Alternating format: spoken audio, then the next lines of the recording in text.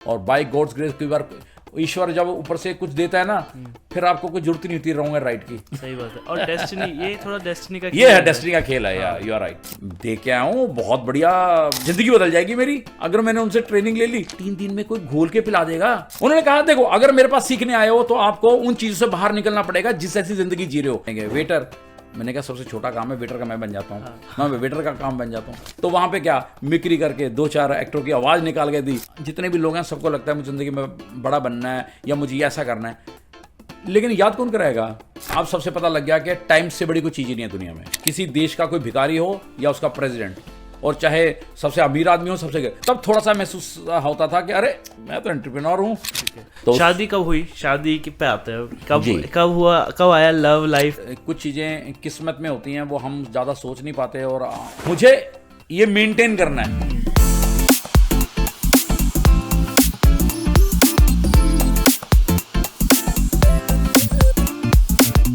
जैसे मैं बसों में सफर करता था, बाहर जाता था, लोगों से मिलता था, इतना महसूस होने लग गया था कि यार लोगों के पास क्वालिफिकेशन नहीं है, लोग तो भी सक्सेसफुल हैं। लोगों की फैमिली बैकग्राउंड थी, वो आया, वो भी सक्सेसफुल है। लोगों के पास पैसा नहीं है, फैमिली बैकग्राउंड नहीं है, एजुकेशन नहीं है, उसके बाद भी बहुत कुछ कर रहे हैं। तो समझ में आया यार ये कुछ और है। ये जो चीज़ों का हम सोचते हैं ना, ये सक्सेस होने के लिए जो चाहिए होती हैं, इसके अलावा भी कुछ है जो मिसिंग है। तो मुझे उसकी तलाश शुरू हो गई मेरी, आखिर वो फार्मूला क्या है। तो उसकी तलाश मैंने शुरू करी। तो 1995 की बात है, शायद वो जुलाई का महीना रहा होगा, एग्जैक्ट डेट मुझे भी याद नहीं है। तो मैंने अखबार उठाया, हिंदुस्तान टाइम में एक न्यूज़ थी, इंट्रोडक्टरी लेक्चर पर्सनालिटी डेवलपमेंट। तो एक डॉक्टर भरत चंद्रा हैं जो बेंगलोर से एक इंट्रोडक्टरी लेक्चर देंगे पर्सनल डेवलपमेंट के लिए। तो 2 घंटे का है। तो मैंने वहाँ पहुँचा और बंक मारा अपनी जॉब से, हाफ डे लिया और वहाँ पहुँच गया। ये था आईटीओ में, कॉलेज ऑफ इंजीनियरिंग में है, वहाँ पे एक उन्होंने ऑडिटोरियम लिया हुआ था। तो वहाँ पहुँचा। जब पहुँचा, उनकी डॉक्टर भरतचंद्रा स्टेज पे आए। जब उन्होंने बातचीत शुरू की, बताना शुरू किया, तो मेरे अंदर खून दौड़ने लगा कि मुझे जिसकी तलाश थी शायद वो मुझे मिलने वाला है। तो जो जो क्वालिटीज चाहिए होती हैं ये आदमी मुझे सिखा सकता है। तो बहुत ही बेहतरीन 2 घंटे का उनका इंट्रोडक्टरी लेक्चर था। 150-200 लोग थे वहाँ पे। तो जैसे लेक्चर ख़त्म हुआ तो उन्होंने कहा कि ठीक है, ये मेरा ट्रेलर है, अगर आपको ज्वाइन करना है तो आपको एक फ़ीस जमा करानी है, और फीस जमा कराएं, और 3 दिन की क्लासेस हैं, आप आके अपनी ज़िंदगी बदल सकते हैं। वहाँ तक तो ठीक था। जब फीस जमा कराने की बात आई तो थोड़ा सा शॉकिंग लगा, क्योंकि वो जो फीस थी वो मेरी मंथ की सैलरी से थोड़ी सी ज़्यादा थी। क्या बात है। जिसमें मुझे किराया भी भरना होगा, क्योंकि जब मैंने आके जब यहाँ पे 95 तक मैं ग्रो कर चुका था, सैलरी अच्छी खासी बढ़ चुकी थी, लेकिन उसके बावजूद वो सैलरी थी, मुझे रेंट भी देना है, कन्वीनियंस भी है, ग्रोसरी भी लानी है, और 1 महीने का जो मेरी सैलरी है वो लगभग मेरी को उसकी फीस में चली जाएगी।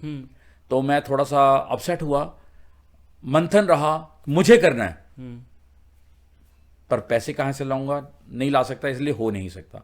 मैंने अपने घर पे गया तो मैं अपनी मदर से मैंने बात की कि ऐसे ऐसे करके मैं आज एक लेक्चर अटेंड करके आया हूँ, तो मुझे ना पैसे चाहिए। और क्योंकि आपको पता है कि पहले हम जो भी सैलरी कमाते थे अपने घर वालों के हाथ में दे दिया करते हैं, और कन्वेंस भी होता है तो पैसे उनसे लेके जाया करते थे। तो मैंने कहा मेरे को पैसे चाहिए होंगे। तो मेरी मम्मी ने कहा अरे ये क्या कह रहा है तू, ये दिल्ली है, यहाँ पे लोग हिप्नोटाइज करते हैं, लोगों की जेब से पैसे निकाल लेते हैं, तेरे को कोई मूर्ख बना रहा है। मैं कहा नहीं जी, मैं देख के आया हूँ, बहुत बढ़िया, जिंदगी बदल जाएगी मेरी अगर मैंने उनसे ट्रेनिंग ले ली। तो वो कह रही 3 दिन में कोई घोल के पिला देगा, 3 दिन में जो तू इतने दिल में मैं तेरे को ना सिखा पाई, तू 3 दिन में करा देगा, तेरी जिंदगी बदल जाएगी। तू मूर्ख मत बन, चुप करके अपने काम पे जा और जो नौकरी कर रहा है उस पर करा। क्योंकि मेरी माँ है, जिंदगी का तजर्बा है, तो क्योंकि हमने सुना माँ बाप की इज्जत भी करनी है। तो मैंने उनकी बात को नहीं टाला, मैं कहा ठीक है, लेकिन दिल में दर्द रहा। तो फिर मैंने सोचा यार ये जो मैं बात कर रहा हूँ, मैं अपनी मम्मी से सलाह ले रहा हूँ कि मुझे जाना है, क्या उन्होंने कभी ऐसे पर्सनल डेवलपमेंट की क्लासेस लगाई हैं? क्या उनके सपने ऐसे थे जो मेरे हैं?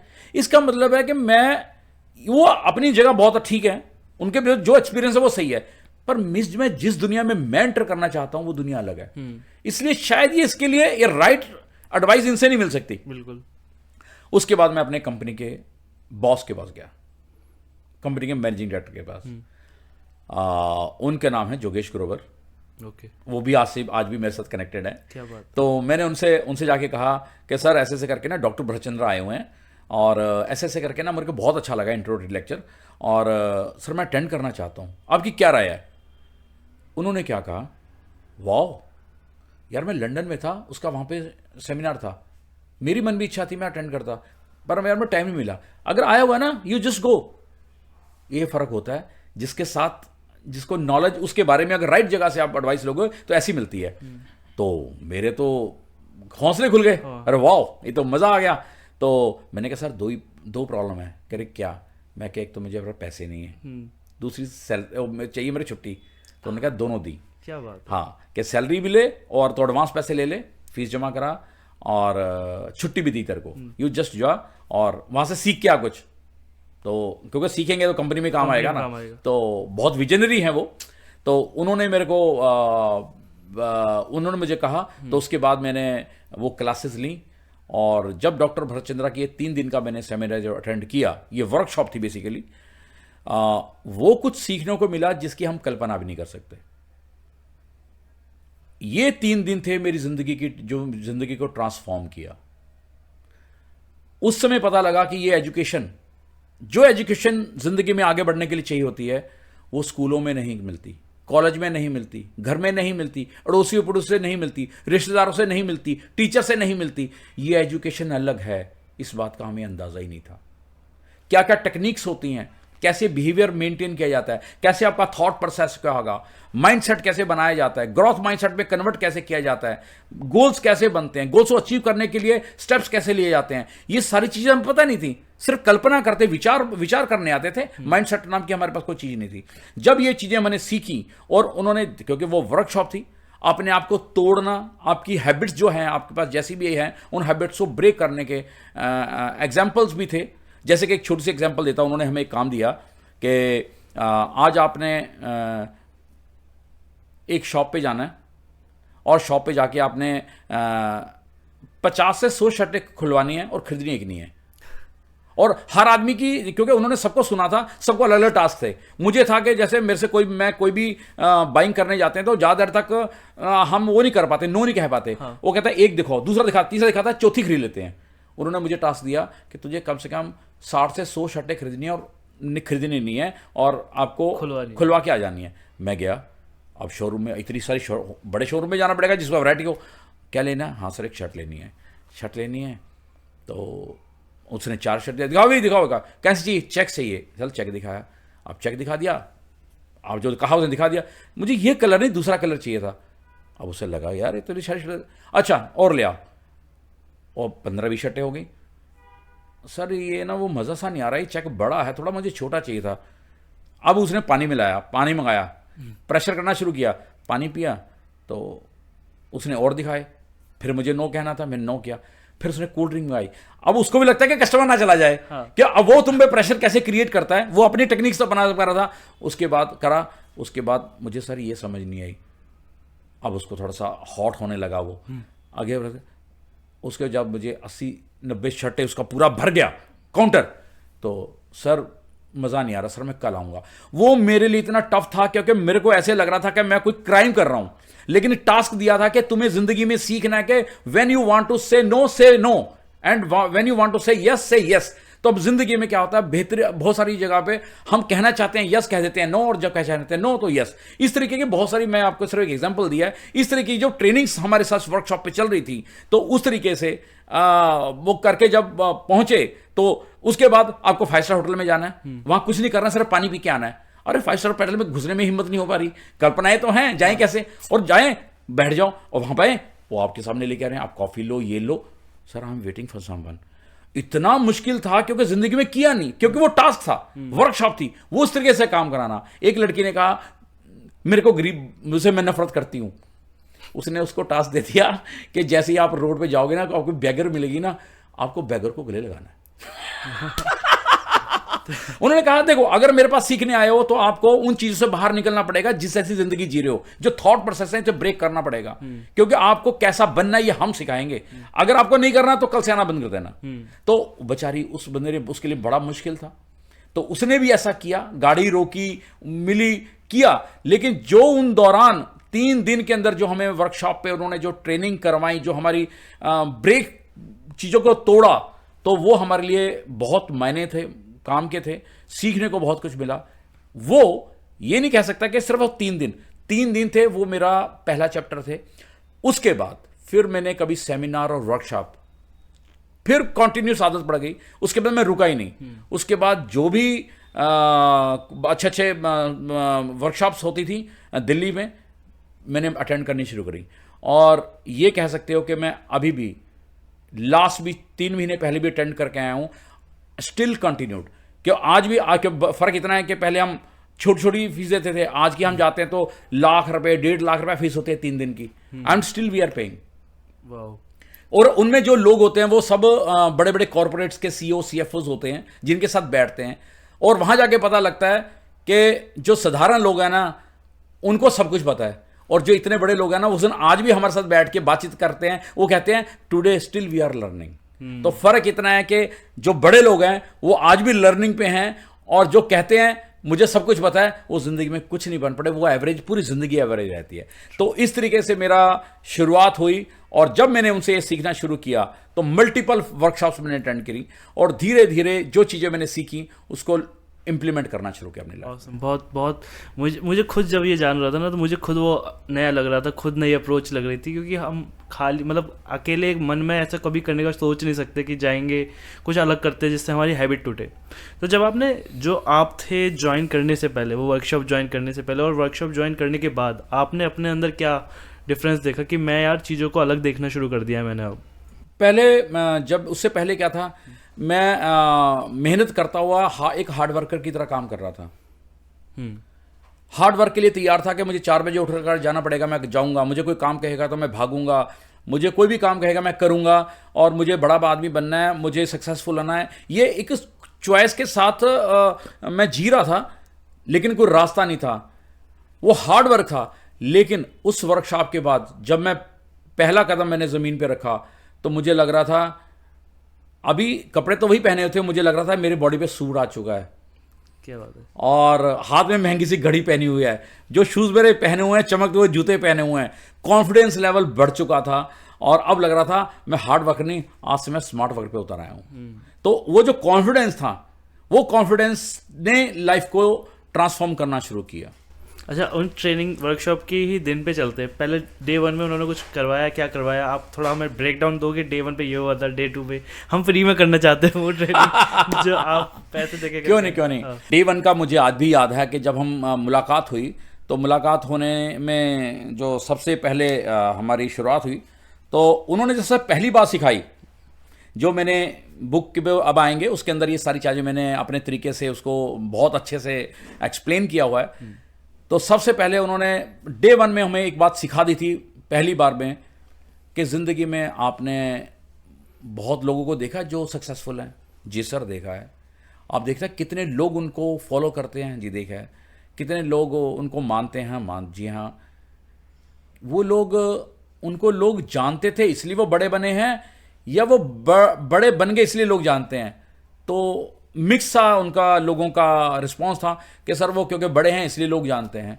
तो उन्होंने इस बात को क्लियर किया, दिस इज रॉन्ग, क्योंकि वो लोग नेटवर्क बनाना जानते थे, लोगों से मिलना सीखना जानते थे, लोगों से दोस्ती करना जानते थे।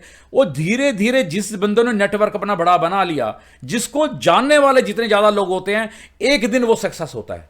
ये बात उन्होंने हमें पहले दिन सिखानी शुरू कर दी थी कि अगर आपने, क्योंकि डे 1 में जब जा रहे हैं तो अगर हम मेरे ख्याल 180 लोगों के आसपास का हमारा पूरा दिल्ली चैप्टर था, जिसमें हम सब लोग थे, जिसमें 20-22 साल के लड़के लड़कियां भी थे, और 65 साल के कंपनियों के एमडीज भी थे। वाह। यानी कि आज हम बात करें, एक बच्चा भी सीखना चाहता है जिसकी फैमिली में ऐसा माहौल है जो एजुकेशन की वैल्यू जानता है। एक वो लोग जो जिंदगी में एंटरप्रेन्योर हैं, बढ़िया जिंदगी चल रही है, पैसे की कमी नहीं है, still they are looking for the new education के कुछ मिल जाए। तो ऐसे ऐसे लोग थे। तब जब उन्होंने ये बात हमें बताई कि अगर जिंदगी में सबसे बड़ा बनना है तो पहली बात है कि आपको कनेक्ट होना सीखो। तो सबसे पहला काम उन्होंने कहा कि अभी मैं आपको दे रहा हूं 5 मिनट का टाइम, और 5 मिनट के अंदर मैक्सिमम लोगों से मिलो, उसकी इंट्रोडक्शन दो शॉर्ट में, और उनसे हासिल करो एक दूसरे। पहले तो आप 180 बंदे तो कम से कम एक दूसरे के दोस्त बन जाओ। सही बात है। तो दिस इज द फाइन, यहां से हमारी शुरुआत हुई थी। हाँ, क्या बात है। और नेटवर्किंग का बेसिक रूल यही है कि इंट्रोड्यूस करो और जानो सामने वाले को। तो उन्होंने नेटवर्किंग का रूल क्या है? नेटवर्किंग सक्सेस का रूल यह है कि आप जितने ज्यादा लोगों को आप जानते हो, उतने लोग ही आपका एक नेटवर्क क्रिएट होता है, जिसमें से आपको अलग अलग तरीके से लोग जब भी जुट होगी आपके काम आएंगे। सही बात है। आपकी जिंदगी बहुत आसान हो जाती है अगर आप उस पर नेटवर्क बनाते हो।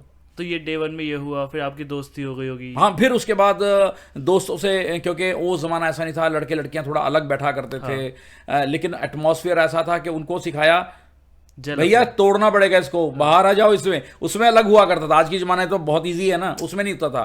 तो सब लड़के लड़कियां कुछ नहीं है, एक दूसरे मिलो, बातचीत करो, अपनी ग्रुप्स बनाओ। फिर उन्होंने हमारे ग्रुप्स बनाए, हमें 10-10 लोगों के ग्रुप्स बना दिए। फिर उसके ग्रुप बना के उनको टास्क दिया जाता था, आपको ये काम करना है, आपको ये काम करना है। जैसे कि टास्क कैसा? टास्क डिफरेंट है। टीम बिल्डिंग के बारे में कुछ टास्क दे दिया, और जैसे कि उदाहरण के लिए आपको टीम बिल्डिंग है, तो अगर आप 10 लोग हो तो आप एक जैसा सोच के कुछ अचानक करना है तो कैसे करोगे? जैसे कि हमें दिया गया कि यार एक नाटक बनाना है, आप तैयारी करो, आपको स्टेज पे नाटक करना है, और आप ग्रुप बना दिए, और आपके पास है टाइम 5 मिनट का प्लान करने का, उसको एग्जीक्यूट करो। यार ना थीम 5, कोई कुछ नहीं बता, कोई थीम नहीं, कुछ नहीं, आप इमीडिएट सोचो और आप गेटअप तैयार करो और ऑन द स्पॉट बना के आपको प्रेजेंट पे आ जाओ। यानी कि ब्रेन को वहां पे क्या है, ब्रेन को आपको 1 मिनट भी सोचने को टाइम नहीं मिलेगा, उसको होने का, रुकने के लिए सांस लेने का टाइम नहीं है, सिर्फ थिंकिंग थिंकिंग थिंकिंग। यानी कि आपकी जो ब्रेन्स है एकदम इतना ओपन कर देंगे। तो उस तरीके से वो ट्रेनिंग चल रही थी। तो ऐसे ही हमें जब दिया गया कि यार एक सीन बनाते हैं, चल होटल का सीन बनाते हैं, चल तू ये बन जा, तू वो बन जा, तू होटल का मालिक बन जा, तू ये बन जा। तो कौन बनेंगे? वेटर। मैंने कहा सबसे छोटा काम है वेटर का, मैं बन जाता हूँ। मैं वेटर का काम बन जाता हूँ। तो वेटर का रोल किया, तो वो कह रहे वाह यार वेटर का रोल कर रहा है के लिए हाँ कह दी, बाकी तो बढ़िया बढ़िया करने थे। फटाफट एक सीन तैयार किया, सबकी 5 मिनट के अंदर आपको स्क्रिप्ट भी तैयार करनी है और आपको प्रेजेंट करना है, ठीक है ना। फटाफट एक बंदा कोट पहन के खड़ा होगा, मैं बनना है, जिसको वेटर बनना है उसने पैंट ऊपर जैसे मैंने थोड़ी सी ऊंची कर ली, ऐसे गरीब सा दिखाना है कि पन्ना यहाँ पे रखा, यू नो। तो उस तरीके से तैयारी शुरू करी। और क्योंकि जैसे मैंने बताया कि मुझे थिएटर का शौक था, कुछ करने का था, मुझे लगा कि क्यों ना उसका फ़ायदा यहाँ उठाऊं। तो जैसे मुझे वेटर बनाया, तो एक बंदा आके कस्टमर मेरे पास बैठता है, तो बैठता है, तो मैं कह रहा हूँ सर कौन हो आप? उसने कहा हाँ यहाँ पर खाना लेकर। सर आप क्या करते हो? मैं फिल्में बनाता हूँ। वो डायलॉग मैंने दिया था। सर फिल्में, सर मुझे फिल्मों में क्यों नहीं ले लेते आप? सर मुझे करते। तो मेरी जो कुछ ख्वाहिशें थी वो उसमें डाली, और तू क्या कर सकता है? तो वहां पे क्या मिक्री करके 2-4 एक्टरों की आवाज निकाल के दी, एकदम तालियां बजेगी, थोड़ा सा एक हुआ गया, उस माहौल बन गया। तो इस तरीके के टास्क दिए जाते थे कि आप इमीडिएट क्रिएट करके कुछ दो, क्योंकि जिंदगी आपको वक्त नहीं देती। अगर आपको ब्रेन को इस तरीके से रखना पड़ता है कि आपको डिसीजन लेने होते हैं, तो आपको इमीडिएट सोचने की ताकत चाहिए, इमीडिएट आपको आपकी टीम बिल्डिंग बनानी सीखनी पड़ेगी। तो ये उनके टीचिंग्स हैं कि हम उस समय लगे रहते हैं ये हो क्यों रहा है, बाद में समझ आता है इसके मीनिंग क्या है। क्यों आपको आप शार्प हो जाते हो, आपको ट्रेनिंग, आपको टीम बिल्ड करना आसान हो जाता है, अपनी टीम को मनाना कैसे है, लीड कैसे करना है, और एक दूसरे के साथ जुड़ के कैसे काम करना है ताकि एक कंप्लीट काम लगे। तो ये सारी चीजें हैं वर्कशॉप के थ्रू हमने सीखी। और डे 2 में क्या हो रहा था? ये तो डे 1 में मतलब ज़्यादातर ग्रुप एक्टिविटीज़, क्योंकि अभी ग्रुप मिला है, अभी लोग मिले हैं। डे 2 में कितना वो कर दिया, कितना हार्ड लेवल बढ़ा दिया? हार्ड लेवल मैंने जैसे बताया, पहले दिन तो हम इस तरीके से सिखाया गया। उसके बाद डे 1 में कुछ चीज़ें ऐसी भी रहीं कि आपके अंदर आप अपने बारे में आपने जो भी आपकी अंदर बुराइयां वो प्रेजेंट करो। अच्छा, आपने बचपन से लेके क्या किया है, यानी कि जिसमें से अगर आपको सच बोलना होगा, अगर अपने ज़िंदगी को बदलना चाहते हो। जैसे सब लोग हैं, हर आदमी अपना कह रहा है या हर बात बतानी पड़ेगी, अच्छी और बुरी, कि हाँ मैंने एक बार पापा की जेब से 20 रुपये भी चोरी किए थे, मैंने एक बार झूठ भी बोला था, मैंने ऐसे भी कर दिया था, मैंने किसी के साथ गया, मैंने उसका पेन चोरी कर लिया, कुछ ये नहीं कि व्हाटएवर जो उनकी लोगों की साथ हुआ है लाइफ में, बुरा भी हुआ, उन्होंने गलत भी किया है, उनको कहने की हिम्मत रखो अपने मेंटोर के सामने। और जब हम मेंटोर से सामने नहीं, वो अपने कॉन्शियस से कह रहे हैं, जब कॉन्शियस से कह रहे हैं तो वो हमें समझ आता है कि what is wrong and what is right, आने वाले कॉन्सिक्वेंसेस कैसे हो सकते हैं। फिर उसके बाद जैसे कि पता लगता है कि किसी करेक्टर के अंदर ये कॉन्टिन्यूसली चल रहा है और आज भी उस करेक्टर को जी रहा है, उस करेक्टर को से बाहर निकल के एक नए करेक्टर में एंटर कैसे होना है, क्योंकि आने वाले टाइम के अंदर आपकी लाइफ ट्रांसफॉर्म होने वाली है। क्योंकि यहां से जब जाएंगे वो सारे कैसे होंगे, वो आया कैसा भी था। हाँ। तो उस तरीके से वो अपने आप को इंट्रोड्यूस करना, अपनी सारी कमियों को सामने लेके आना, फिर एक दूसरे की हेल्प करना कि यार तेरे अंदर है, इसको दूर करना है। तो इस तरीके का हमारा वर्कशॉप। और ऑनेस्टी दिखाता है ये, ऑनेस्टी, यस। अगर वो बोल रहा है कुछ, अगर वो अपनी बुराइयां सामने रख रहा है तो वो ऑनेस्ट हो रहा है। तो बहुत वल्नरेबल स्टेट होती है जब कोई अपनी ऑनेस्टी, जब अपने बुराइयां बताता है। अच्छा, ये तो सब बताते हैं आजकल, पर बुराई कोई बताए तो बहुत बहुत सुंदर और बहुत ही चेंज कर देने वाली एक्सरसाइज। डे 2 डे 3 कैसे जा रहे थे आप? डे 2 डे 1 रहा, डे 2 रहा, डे 3 रहा, बहुत ज़्यादा पैक्ड था, मैंने आपको बताया, क्योंकि एक्टिविटी बहुत ज़्यादा थी। हाँ। उसके बाद जो डे 3 था, डे 3 के अंदर तक काफ़ी लेवल तक हम पहुंच चुके थे आगे तक, क्योंकि ऐसे ये 3 दिन ऐसे लग रहे थे शायद 3 महीने हो चुके हैं। हाँ, क्योंकि इस तरीके से 180 बंदे हैं और कैसे टीम वर्क के काम कर रहे हैं और एक एक मिनट खोने नहीं देते। उसके ऊपर इतनी फास्ट एक्टिविटी होती थी, ऐसा नहीं है सोचने का समय नहीं है, इतनी फास्ट एक्टिविटी होती थी, तो उसके अकॉर्डिंगली चल रहा था। उसके बाद जो 3rd डे था उस पर हमारा गोल सेटिंग के ऊपर था, तो ज़िंदगी में गोल पूरे करने के लिए क्या टेक्निक्स होती हैं, क्या होता है, ये था। उसके बाद जो एंडिंग थी वो हमारे लिए काफ़ी सरप्राइजिंग था। वो हमने सीखने के लिए तो नहीं था, बट हाँ देखने के लिए था यार जो हमें सिखा रहा है उसका लेवल क्या है। तो उस समय वो उस लेवल पे थे कि क्योंकि हमारा जो लास्ट वो था सेल्फ हैप्पीनेस, हमारा एक चैप्टर था। सेल्फ हैप्पीनेस क्या होता है कि हम जैसे कि जितने भी लोग हैं सबको लगता है मुझे ज़िंदगी में बड़ा बनना है या मुझे ये ऐसा करना है, लेकिन याद कौन कराएगा? कौन याद कराएगा? रोज ही याद करते हैं, रोज ही भूल जाते हैं। कोई ऐसी चीज़ नहीं आपको याद करा सके। तो वो सेल्फ हैप्पीनेस के थ्रू क्या करते हैं, हम किसी भी चीज़, एक पर्टिकुलर चीज़ से उसको जोड़ देते हैं। सपोज आपको माइक की आदत है, आपको माइक या कैमरे की आदत है, कैमरा, तो हमने क्या करना है उसको हाइप्नोसिस करके आपको कैमरे के साथ कनेक्ट कर देंगे, और जितनी बार आप कैमरा देखोगे आपको याद आएगा कि मैं इसके लिए बना, मुझे तो ये काम करना है। किसको सिग्नेचर, जैसे मेरे को है, मेरे को 100 मुझे आदत है बहुत सारा सिग्नेचर करने की शुरू से ही, तो मैं लिखता, तो मैंने अपने सिग्नेचर के साथ उसे कनेक्ट किया कि मैं जितनी बार सिग्नेचर करूंगा तो मुझे रिमाइंडर बन जाए मेरे लिए कि मेरे गोल्स ये हैं। गोल्स को कनेक्ट करने के लिए सेल्फ हैप्पीनेस था। तो ये सब चीजें हमें उन लोगों ने सिखाई। तो उसके बाद लेकिन उनका जो एंडिंग थी कि वो हिप्नोटिज ऐसा कर दें कि सामने वाला जो कह रहे हैं वो करने लग जाता था। अच्छा। तो दैट वाज द अमेजिंग उनका जो पड़ाव था, तो बेहतरीन लर्निंग थी। और लास्ट तो मेरे ख्याल है वो 180 में से सब लोग रो रहे थे। अच्छा। वीपिंग विद टीयर्स कि यार ये हमसे छूटने वाले हैं, जाने वाले हैं। तो क्योंकि वो जो चीज़ें सीखने को मिली थी हमने कभी सुनी भी नहीं थी दुनिया में, तो वो चीज़ें मिली थी, ऐसे लगा था कि लाइफ ट्रांसफॉर्म। और सच में मैं मानता हूं कि मुझे नहीं लगता कि 180 में से ना 180 बंदों की ज़िंदगी बदल गई जो उस समय वहाँ थे। सही बात है। और इवन जब आप बता रहे हो ये कंसेप्ट हम अब सुनते हैं क्योंकि ये यूएस में चलता है, बाहर लोग के कहते हैं कि मैनिफेस्टेशन, सेल्फ हिप्नोसिस, जिसमें कि वो साइकेट्रिस्ट या किसी थेरेपिस्ट के पास जाते हैं जो उनको बताते हैं कि आप अपने इस फियर पे या इस मेंटल हेल्थ डिसऑर्डर पे ऐसे काम कर सकते हो। लेकिन वो ऑलरेडी हो रहा था इंडिया में, बाहर से लोग, जैसे आप डॉक्टर उनका नाम ले रहे हो, वो कर रहे थे, लोगों के पास अवेलेबल था। ऐसी एक जॉर्डन बेलफर्ड करके भी बंदा है जिसने सेल्स पिच, जो स्टॉक्स बेचता था और काफ़ी सेल्स पिच बनाता था, वो भी है। मतलब बाहर भी चलता था और इंडिया में भी हो रहा था। लेकिन जो नई, जैसे कहते हैं ना, फर्स्ट मूवर एडवांटेज, जिनको ऑलरेडी जो बहुत सारे जैसे 180 लोग हो गए जिन्होंने सीख लिया, वही कुछ ना कुछ बन गए लाइफ में। उन्होंने नई अप्रोच सीखी लाइफ की, उनमें से आज हमारे साथ बैठे। और उसके साथ जब डे 3 ख़त्म, आप वापस अपनी नॉर्मल रूटीन में आ गए, तो आप प्रैक्टिस कैसे करते थे उन चीज़ों को? सबसे पहले काम किया, आती सार जिस कंपनी में जॉब करता था तो सभी लोगों के पास तो घड़ियाँ भी नहीं थी हाथ पे। हाँ।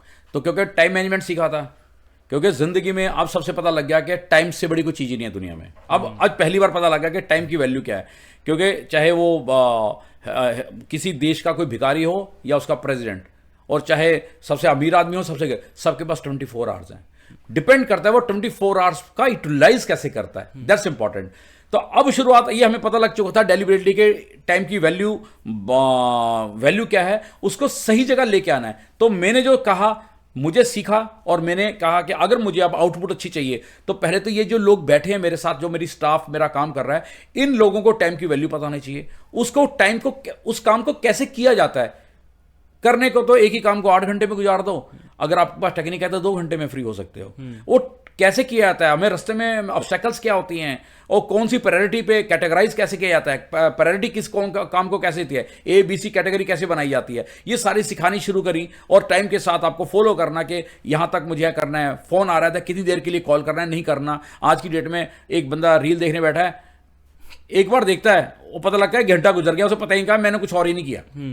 तो इन चीज़ों से कैसे बाहर निकला जा सकता है, उसमें मोबाइल्स नहीं होते थे, लेकिन हाँ टाइम वेस्ट करने के तरीके तो बथेरे लोगों के पास होते हैं, राइट।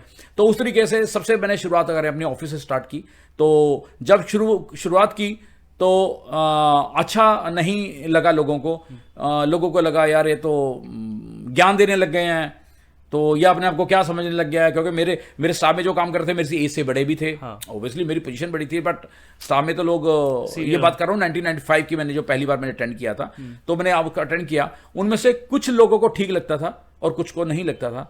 तो फिर मैं उन्हीं को बताता था जो उसको पसंद करते थे। फिर ऐसे 2 4 6 महीने गुजरते रहे। फिर मुझे लगा कि मैं इनसे पूछ क्यों रहा हूँ तुम्हें पसंद है कि नहीं पता, बिकॉज अगर मुझे काम लेना तो सबको आना चाहिए। फिर मैं अपनी अप्रोच को चेंज किया कि you have to follow it. आपने रोज की अपनी लिस्ट बनाओ, जो काम है, थिंग्स टू डू बनाओ, उसके कैटेगराइज करो, मेरे साथ बैठो, आज शाम तो क्या खत्म करने वाले हो, आपने कितना किया, उसको ट्रैकिंग कैसे करनी है, ये सारी चीजें सिखानी शुरू कर। क्या बात। तो थोड़ा थोड़ा लोगों को तकलीफ हुई, बट बाद में लोग मजा करने लगे। ये सब आपने इस बुक में कवर किया? अरे जितना बता रहा हूं उससे, अगर इस किताब को किसी ने पढ़ लिया, दुनिया की कोई ताकत उसको तरक्की से रोक नहीं सकते। नहीं, ये अच्छा लग रहा है सुनने में भी, और अप्रोच जो टेक्निक्स है वो ऑलरेडी मतलब पता है थोड़ा बहुत, लेकिन डिटेल में पता करने के लिए इधर जरूर जाएंगे। देखो, आपको ABC आती है, आप उसका N भी पता है, M भी पता, O भी पता है, लेकिन A से Z तक नहीं आती ना, तो आप सक्सेसफुल नहीं हो। आपको कोई नंबर नहीं देगा कि ABC आती है। यही है कि शुरू करके एंड तक उसको एक माला कैसे बनती है, उसको इंप्लीमेंट किया, ये दैट्स इंपॉर्टेंट। बातें सुनने की तो वही होंगी, चीजें मिल जाएंगी, लेकिन वो इंप्लीमेंटेशन करने का तरीका नहीं मिलता लोगों को। और वो भी जैसे US वाले जो बता रहे हैं वो अपने हिसाब से बता रहे हैं, वहाँ की जनता US की ऑडियंस के हिसाब से बता रहे हैं। इंडिया के लिए अलग अप्रोच है, क्योंकि इंडिया के लोग अलग है, उनकी सोच अलग है वैसा। तो वो इंडिया के हिसाब से, ये इंडिया के लोगों की, जैसे आपने एक्सपीरियंस इंडिया का लिया है, इंडिया के लोगों के साथ काम किया है, तो उसी के अकॉर्डिंग है। अब लोगों को भी मजा आने लगा है, वही टेक्निक सीख गए हैं। आपने ये बीमारी जो आपने खुद सीखी वो फैला दी। अब इस धीरे धीरे क्या बेनिफिट दिखना शुरू हुआ आपको अपनी ग्रोथ में और कंपनी की भी ग्रोथ में? तो मेरा बेनिफिट तो कॉन्फिडेंस लेवल का ही था कि यार मुझे मज़ा आ रहा है काम करने का, मेरे जो मैं चाहता था वो जल्दी ख़त्म होने लग गया, मेरी टीम स्ट्रांग हो गई है, जो हमारे टारगेट्स हैं वो जल्दी अचीव होने लग गए हैं। लेकिन उससे ज़्यादा बेनिफिट कंपनी को होने लग गया था। कंपनी की ग्रोथ की स्पीड बढ़ गई, क्योंकि कंपनी में अप्रोच बदल गई थी लोगों के काम करने की। तो इस तरीके से जो कंपनी की बदली, तो आसानी से तो आपको उसका रिवार्ड नहीं मिलता। तो पर्टिकुलरली कंपनी को ग्रोथ मिल रही थी, वो तो उसको होता है मैं सैलरी दे ही रहा हूँ, सैलरी मिल रही थी, इंक्रीमेंट भी टाइम पे मिल रहा था। लेकिन अब कंपनी की ग्रोथ बढ़ गई थी, क्योंकि अप्रोच में बहुत चेंजेस आ चुके थे काम करने के तरीके से। एक लीडरशिप क्वालिटी जो हुई, तो उसकी वजह से एक ऐसा माहौल क्रिएट कर देना, लोगों को मज़ा आए, और काम में भी मज़ा ले रहे हैं लोग, उसको बोझ नहीं समझ रहे। जब इस तरीके से, और लीडर ही उनका दोस्त की तरह काम उनके साथ बैठ रहा है, तो मज़ा आने लग गया, तो उसके रिजल्ट्स मिलने लगे। तो कहीं ना कहीं फिर एक जाके टाइम आया कि उसका रिवार्ड लेने के लिए थोड़ा सा फिर ऊपर बात करनी पड़ी, और ग्रोथ का सिस्टम स्टार्ट शुरू हुआ। जिस हिसाब से आप बता रहे हो, तो थोड़ा बहुत लगता है चैलेंजेस आए थे जब आपने मांगा होगा कि भाई देखो मैं तो इतना डिजर्व करता हूँ, तो कंपनी की तरफ से थोड़ा वो ये लगा होगा कि अरे सैलरी मिल, जैसा आप कह रहे हो, लेकिन आप थोड़ा हिचकिचा रहे हो कि कंपनी वालों ने इतने आगे कहते ना कि खुले बाहों से स्वागत नहीं किया आपका कि लाओ, क्योंकि उस समय क्या लगता है कि पैसे कम खर्च करते थे लोग एम्प्लॉयज़ पे? नहीं नहीं, देखो देखो ऐसा है कि एम्प्लॉयर एम्प्लॉई का जो रिलेशनशिप है एक्चुअली बिल्कुल एक एक दूसरे के साथ मिलजुल के साथ चलना पड़ता है। हाँ ठीक है ना, तो वो काम करना पड़ता है और एम्प्लॉय को सब बेस्ट अपना काम देना पड़ता है, और एम्प्लॉयर का काम होता है कि मैं कम से कम में कितनी जल्दी मैं ज़्यादा से ज़्यादा काम ले सकूं, वो उसका सोचना होता है। और जिस लेवल पे मैं काम कर रहा था, क्योंकि अब मैं लीडर बन चुका था, टॉप पोजीशन पे आ चुका था, तो धीरे धीरे तो उसमें ऐसा लगने लगा था कि जब मैं काम करता हूं तो मैं एज ए खुद एंटरप्रेन्योर ही काम किया है मैंने। अगर मैं जॉब भी कर रहा हूं तो मैंने महसूस नहीं किया कि ये मेरी कंपनी नहीं है, तो मैं उस तरीके से लोगों से काम लेता था। लेकिन हाँ, जब जब रेवेन्यू की बात हुई और लगा, तब थोड़ा सा महसूस होता था कि अरे मैं तो एंटरप्रेन्योर हूँ, और थोड़ा सा रेवेन्यू में फर्क नहीं आया। आपने मुझे एम्प्लॉय की तरह ट्रीट करा। हाँ, तो थोड़ा सा वहाँ पे एक दो बार करना पड़ता है, तो वो हुआ भी। और एनीवे रिस्पेक्ट के साथ आगे बढ़े। हाँ और आगे बढ़े तो फिर पर्टिकुलर टाइम तक मैंने काम किया, फिर उसके बाद मुझे due to some reason job change करनी पड़ी। अलग मतलब आपने इतना इजीली बता दिया, लेकिन बहुत अलग लेवल का चैलेंज है जॉब के साथ किसी बिजनेस को सेटअप करना, प्लस अपने छोटे छोटे बच्चे हैं वो बड़े हो रहे हैं, घर में पेरेंट्स भी होंगे जो बेचारे एज उनकी बढ़ रही है, उनको भी मेंटेनेंस चाहिए। तो ये बहुत सारे चैलेंजेस के साथ एक चीज़ को चलाना, फिर उसमें प्रॉफिट भी निकालना, एटलीस्ट उसको सर्वाइव करना, तो काफ़ी टफ है। लेकिन यह दिल्ली में ही किया था, बहुत इजीली हो गया सब।